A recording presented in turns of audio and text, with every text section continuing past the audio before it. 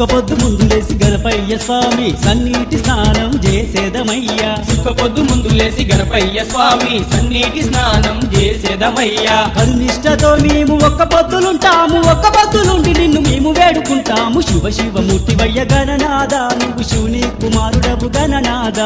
శివ శివమూర్తివయ్య గణనాద నువ్వు శివుని కుమారుడవు గణనాద